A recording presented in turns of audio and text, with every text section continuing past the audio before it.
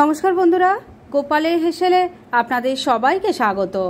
আজকে আমি নিরামিষভোজীদের জন্য দুর্দান্ত স্বাদের চিকেন কারির রেসিপি আপনাদের সাথে শেয়ার করছি, যেটা দেখতে ও খেতে অসাধারণ হয়। আর সামান্য কিছু ঘরোয়া উপকরণে এটা চটজলদি তৈরিও করে নিতে পারবেন। তাই চলুন সময় নষ্ট না করে রান্নাটা করে ফেলি।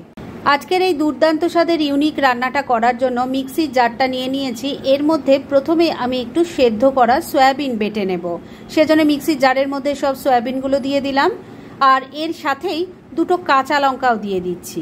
এবার এটাকে ভালো করে বেটে ফিরে আসছি। সয়াবিনটা ভালো করে বাটা হয়ে গেছে। এবার এটাকে আমি এক সাইডে কিছুক্ষণের জন্য রেখে দিচ্ছি। এবার একটা থালার মধ্যে আমি দুটো সেদ্ধ করা কাঁচকলা নিয়ে নিয়েছি, আর তার সাথে নিয়েছি 4টে সেদ্ধ করা আলু। এগুলোকে খুব ভালো করে আগে হাত দিয়ে ম্যাশ করে নিচ্ছি। বন্ধুরা, আপনারা আমার রেসিপি দেখার সাথে সাথে আমার ফেসবুক পেজ গোপালের হেসেল, তাতেও ভিজিট করতে পারেন। ডেসক্রিপশন বক্সে লিংক দেওয়া আছে। সেদ্ধ করা আলু কাঁচকলাটা ভালো করে মাখা হয়ে গেছে। এবার এই প্লেটটাকেও কিছুক্ষণের জন্য এক সাইডে রেখে দিচ্ছি, আর ওভেনে কড়াই গরম করে ফিরে আসছি। এবার মূল রান্নাটা করার জন্য কড়াই সরষের তেল গরম করে নিয়েছি। এর মধ্যে প্রথমে দিয়ে দিচ্ছি অল্প একটু পাঁচফোড়ন। এর মধ্যে দিয়ে দিচ্ছি 1 চামচ আদা বাটা, দিয়ে দিচ্ছি হলুদের গুঁড়ো, ছোট চামচের 1 চামচ ধনের গুঁড়ো দিলাম, ছোট চামচের 1 চামচ জিরের গুঁড়ো দিলাম, ছোট চামচের 1 চামচ গরম মশলার গুঁড়ো দিয়ে দিলাম, স্বাদ মতো নুন দিয়ে দিচ্ছি। এবার ফ্লেমটাকে মিডিয়ামে রেখে সমস্ত কিছু মিশিয়ে দিয়ে মশলাটাকে খুব ভালো করে কষিয়ে নিচ্ছি। মিনিট 2 সময় নিয়ে মশলাটাকে ভালো করে কষিয়ে নিয়েছি। এবার এর মধ্যে প্রথমে দিয়ে দিচ্ছি সেদ্ধ করা সয়াবিন বাটা, ভালো করে মিশিয়ে নিচ্ছি। 2-3 মিনিট সময় নিয়ে সয়াবিন বাটাটাকে মশলার সাথে ভালো করে মিশিয়ে কষিয়ে নিয়েছি। এবার এর মধ্যে আলু কাঁচকলা সেদ্ধটাও দিয়ে দিচ্ছি। এটাকেও ভালো করে মিশিয়ে নিচ্ছি। 3-4 মিনিট সময় নিয়ে মন্ডটাকে আমি মিডিয়াম ফ্লেমে রেখে নাড়াচাড়া করে নিয়েছি। এটা দেখুন এখন কড়াইয়ের গাটা ছেড়ে দিয়েছে, তার মানে এটা কিন্তু এখন একদম রেডি। এবার এটাকে তাহলে আমি নামিয়ে নিচ্ছি, আর ঠান্ডা হোক, তারপর নেক্সট স্টেপের দিকে এগোচ্ছি।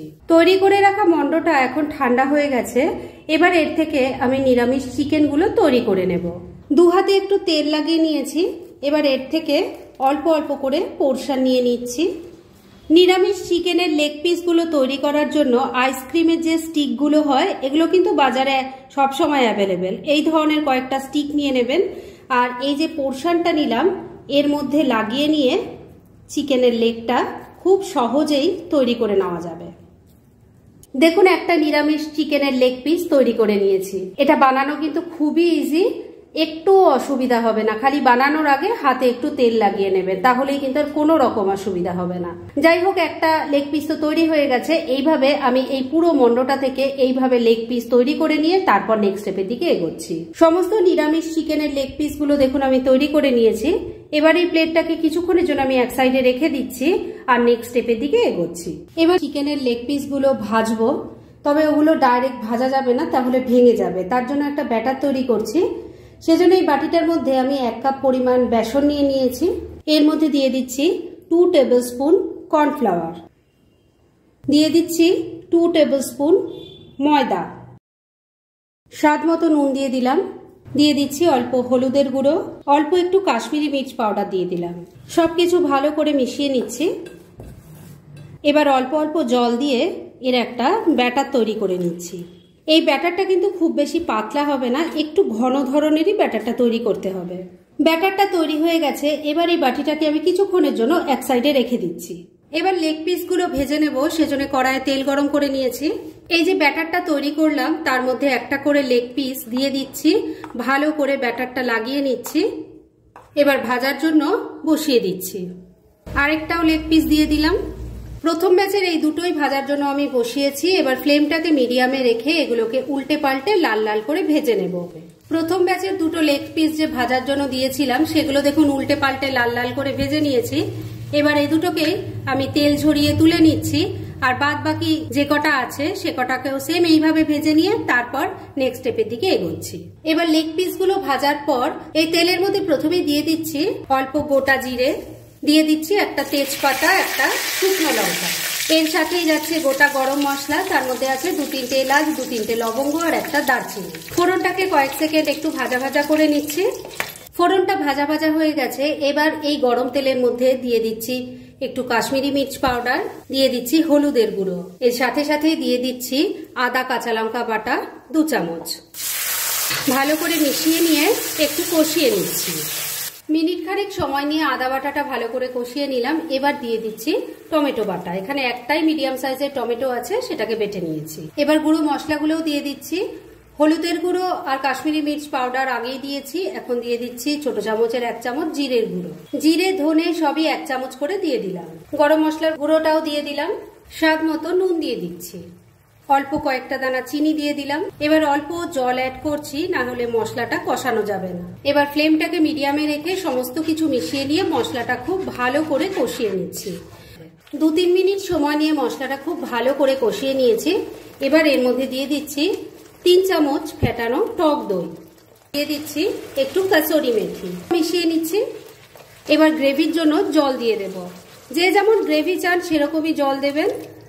দইয়ের বাটিটার মধ্যে আমি 1 বাটি জল নিয়ে দিয়ে দিলাম। ভালো করে সবকিছু মিশিয়ে নিচ্ছি। ভালো করে ঝোলের সাথে সবকিছু মেশানো হয়ে গেছে। এবার ফ্লেমটাকে লো আর মিডিয়ামের মাঝামাঝি রেখে ঢাকা দিয়ে 3-4 মিনিট রান্না করে নিচ্ছি। মিনিট 3 রান্নাটা হয়ে গেছে, ঢাকা তুলে নিলাম। একটু নাড়াচাড়া করে নিচ্ছি। গ্রেভিটা এখন অনেকটাই ঘন হয়ে এসেছে।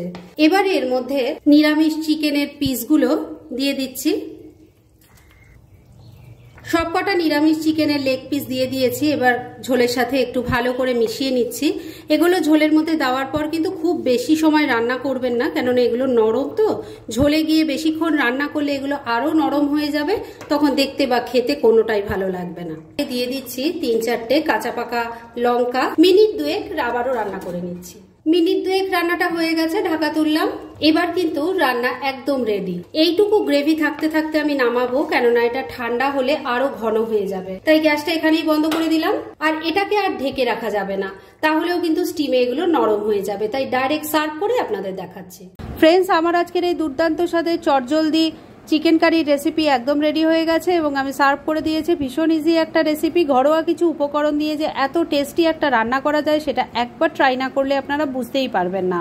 তাই দেরি না করে পারলে এটা আজই একবার ট্রাই করে ফেলুন, আর তারপর কেমন লাগলো সেটা প্লিজ কমেন্ট করে জানাবেন। এরকম ধরনের অনেক ভালো ভালো নিরামিষ রান্নার রেসিপি আপনারা গোপালের হেসেল সার্চ করলেই পেয়ে যাবেন, যার মধ্যে থেকে কিছু কিছু আমি সাজেস্টেড বক্সেও দিয়ে দেব, সেখান থেকেও আপনারা দেখে নিতে পারেন। তাই গোপালের হেসেল অবশ্যই ভিজিট করুন। আর আপনারা কেমন ধরনের রেসিপি চাইছেন সেটাও কিন্তু আমাকে জানাতে পারেন। আমি চেষ্টা করব সেসব রেসিপিগুলো আপনাদের সাথে শেয়ার করার। আর আমার আজকের এই রেসিপি যদি আপনাদের ভালো লাগে আর ইউজফুল বলে মনে হয়, তাহলে যারা এখনও আমার চ্যানেলটাকে সাবস্ক্রাইব করেননি তারা প্লিজ সাবস্ক্রাইব করুন। তাহলে আজকের মতো এখানেই শেষ করছি। পরদিন আবার এরকমই কোনো ভালো রেসিপি নিয়ে চলে আসবো। আপনারা সবাই খুব ভালো থাকুন, সুস্থ থাকুন।